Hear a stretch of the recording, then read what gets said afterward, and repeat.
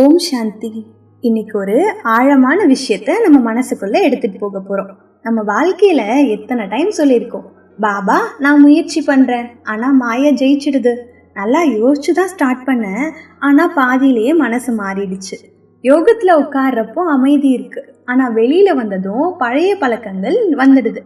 இப்படி நிறைய பேருக்கு ஒரு கொஸ்டின் இருக்கும், ஏன் நான் பாபாவோட குழந்தை தானே, எனக்குள்ள ஞானம் இருக்கு தானே, அப்படி இருந்தும் ஏன் பலகீனம் வருது? இதுக்கான பதில பாப் தாதா ரொம்ப அழகா சொல்லியிருக்கிறாங்க. ஒரு படை வீரன் போர்க்களத்துல இருக்கிறப்போ கட்டளை வந்த உடனே செயல்படணும். வலது பக்கம் திரும்புன்னு சொன்னா உடனே திரும்பிடணும். அவங்க யோசிக்க டைம் எடுத்துக்கிட்டாங்கன்னா போர்ல தோத்துடுவாங்க. அதே மாதிரி நாம கூட ஆன்மீக போர்க்களத்துல இருக்கோம். கோபம் வந்தா ஒரு வினாடியில அமைதிக்கு திரும்ப முடியுமா? மனம் கவலைப்பட்டா ஒரு வினாடியில ஆத்ம உணர்வுக்கு வர முடியுமா? யாராவது நம்மளை விமர்சனம் பண்ணாங்க அப்படின்னா ஒரு வினாடியில சாட்சியா பார்க்க முடியுமா? அதுதான் ஆன்மீக ட்ரில், அதுதான் மகாரதியினுடைய அடையாளம். பாபா சொல்றாங்க, மகாரதி ஆகணும் அப்படின்னா இந்த 2 விஷயம் போதும். ஃபர்ஸ்ட் பாபாவை சதா துணையாக வச்சுக்கணும். 2வது ஒவ்வொரு செயலும் ஸ்ரீமத் படி செய்யணும். நம்ம வாழ்க்கையில எவ்வளோ பிரச்சனை வந்தாலும் ஒரு விஷயத்த மட்டும் மறந்துடக்கூடாது. நான் தனியா இல்லை, என் கூட சிவபாபா இருக்காரு. நான் நடக்கும்போது அவர் கூட தான் நடக்கிறேன். நான் பேசுறத அவர் கேட்டுட்டு இருக்காரு. நான் சேவை செய்யறப்போ அவர் சக்தி கொடுக்கறாரு.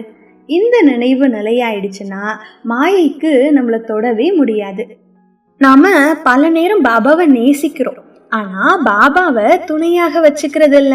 அதுதான் வித்தியாசம் இருக்கு. ஒரு குழந்தை அப்பாவை நேசிக்கலாம் ஆனா கை பிடிச்சு நடக்கல அப்படின்னா விழுந்துரும். அதே மாதிரி நினைவுல மட்டும் பாபா இருக்கக்கூடாது, ஒவ்வொரு செயல்லையும் பாபா கூடவே வச்சுக்கணும். இன்னொரு ஆழமான பாயிண்ட் இருக்கு. பாபா சொல்லி இருக்கிறாங்க, ஆத்மாவை பார்க்காம தேகத்தை பார்க்கறது அப்படின்றது பணத்து மேல அன்பு செலுத்துற மாதிரியா. இந்த வார்த்தை கேட்கறதுக்கு கொஞ்சம் கஷ்டமா இருக்கலாம், ஆனா அதுல பெரிய உண்மை இருக்கு. இந்த உடல் நிரந்தரம் இல்லை, இன்னைக்கு இருக்கும் நாளைக்கு இல்லாம போகலாம். ஆனா ஆத்மா அழிவற்றது. அதனால நம்ம பார்வை தேகத்துல இருந்து ஆத்மாக்கு மாத்தணும். அப்பதான் உண்மையான அன்பு வரும். பாபா இன்னொரு ரகசியத்தையும் சொல்லியிருக்காங்க, மற்றவங்களை பார்த்து ஒப்பிடாதீங்க. அவங்களுக்கு இவ்வளோ சேவை இருக்கு, அவருக்கு இவ்வளோ புகழ் கிடைக்குது, அவருக்கு இவ்வளோ முன்னேற்றம், இப்படி நினைக்க ஸ்டார்ட் பண்ணா பொறாம வந்துடும். அப்போ அமைதி போயிடும். அதுக்கு பதிலாக நேற்று இருந்த என்னை விட இன்னைக்கு நான் முன்னேறி இருக்கனா அப்படின்னு பாருங்க. அதுதான் உண்மையான புருஷார்த்தம். இன்னைக்கு நமக்குள்ள ஒரு உறுதி எடுப்போமா? நான் பாபாவை சதா துணையாக வச்சுக்குவேன். என்னுடைய ஒவ்வொரு எண்ணத்தையும் சரி பார்ப்பேன். என் ஒவ்வொரு வார்த்தையும் இனிமையாக்குவேன்.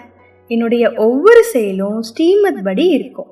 நான் மகாரதியாக வந்தவன் சாதாரண ஆத்மா கிடையாது, சர்வசக்திவான் தந்தையினுடைய குழந்தை. அதனால நான் வெற்றி பெறுபவன்.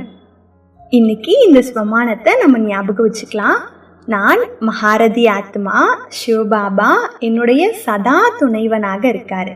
ஒவ்வொரு வினாடியிலும் நான் ஆத்ம உணர்வுல நிலைத்து வெற்றியை அனுபவம் செய்கிறேன். இதே நிலையில நிலைச்சிருக்கலாம். தேங்க்யூ.